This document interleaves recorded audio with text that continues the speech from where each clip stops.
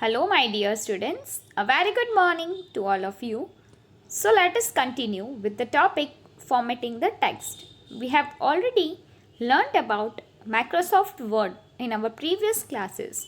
So, you all are familiar with MS Word and you must be knowing about how to format the text in MS Word. First, what is formatting? Formatting means changing the style, the size, and the color of the text and adding various effects like bold, italic, and underline to your text. So, it is called formatting. Formatting means changing your text, giving some new effects, some new look to your text. All the formattings button are available on the Home tab. Which tab? Home tab. After selecting the text, we can click on the Home tab to select the required font option. As we can see, these options are same as the options available in MS Word. Okay, so the same thing, the same options are available in Microsoft PowerPoint, which are available in Microsoft Word. So the result of using these options is also the same. So now let us see that how we can change or we can format our text. So here you will be able to see the various options available in the Home tab. So this is the Home tab and here various options are available to format the text. First is to change the font type. You can change the font type to Arial or anything you want. Then you can increase and decrease the size of your font. Then using this you can increase the size. Using small a you can decrease the size. If you want to change the color of your text, then you have to use this font color option. By clicking on this drop down menu, various color options will be available to you.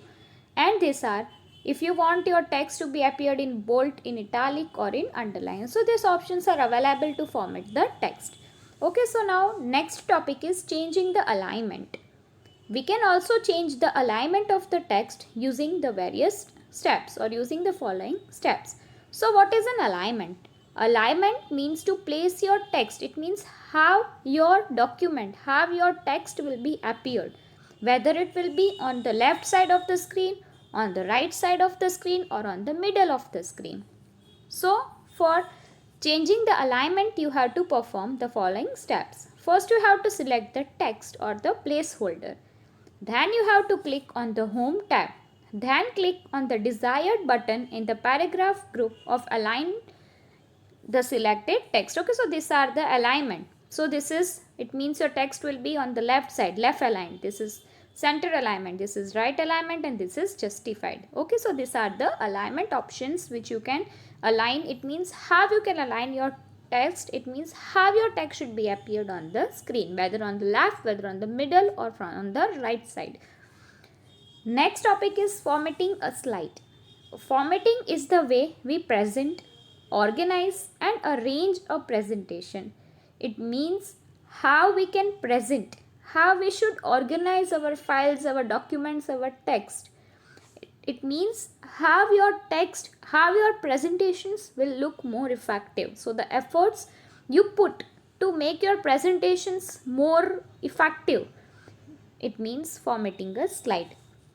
It involves the type of the font we apply, the matching color of the text in the presentation and the background colors and style. It means if you are writing a text, writing a document, then if you are selecting the font color red and in the background the colors must be blue, yellow, it means some matching, some contrast work should be there to make your presentation more effective.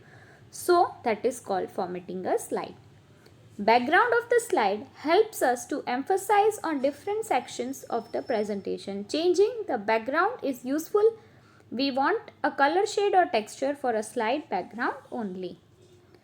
Now, how to add a background color? We can add a background color to an individual slide or all the slides in our presentations. Okay, so as we already seen that in PowerPoint presentations is consist of different slides. So each slides convey different information. So if you want to change the background color, it can be changed of a single slide and all the multiple slides of your presentations. When we click on the background pointer, so here you will be able to see that this is the background pointer in the design tab. So where it is available? In the design tab. A format background box will appear. So this is the format background box. The box presents the options like fill, picture corrections, picture color, and artistic effects. On clicking the fill in the format background box, 4 options appear before us. So which are the 4 options? First is a solid fill. We can choose a color from the options in the themes group or from standard colors appearing in the colors option. The slide will get evenly colored. It means using a solid fill you will see that entire slide will be get colored by the color you have already selected.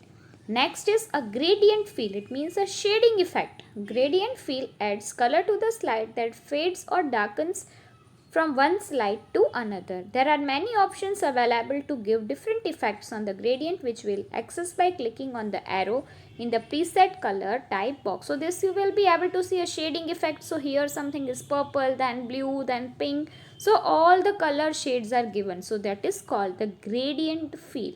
Okay, so by seeing so this is the preset color box, this is the type box, so you can select the colors. It means a mixtures of the colors which you want. It means if you want a shading effect, then you have to select multiple colors for giving such effect.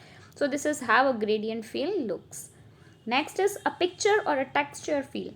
On clicking on the arrow in the texture box, you get a variety of textures such as papyrus, canvas, and denim. You can also choose a picture from our folder in the computer to use it as a background for the slide. Okay, so when you will select a texture effect, you will see that various options will be available, and in place of adding a color, you can also add a picture on the background. So you can select a picture from where it is located in your computer. You can also use a clip art as a background picture for a slide. The features of the background can be enhanced by using other options. So this is how a texture box will look. So here you will be able to see that this is a texture box in which you will be seeing various textures available. You can also add a picture or a clip art in place of it. Okay, so here how a texture fill will look. So here you will see that some background bubbles design is there. So that is called the texture or the picture box or the picture fill. Next is a pattern fill. Choosing this option, we will fill the background of a slide with a pattern of the specified color. Okay, so here we are finishing our session with this. We will continue with the smart art graphics in our next session. So let us quickly revise what we have studied today. First, we have seen that how to format the text. Next, we have seen how to change the alignment to left, center, right or justified. Then how to format a slide. And we have already seen the 4 options available using which you can add some color to it. First was solid fill, then gradient fill, third was picture or texture fill, and last was pattern fill. Okay students, I suggest you all to revise everything well, study well. Bye bye. Have a great day ahead.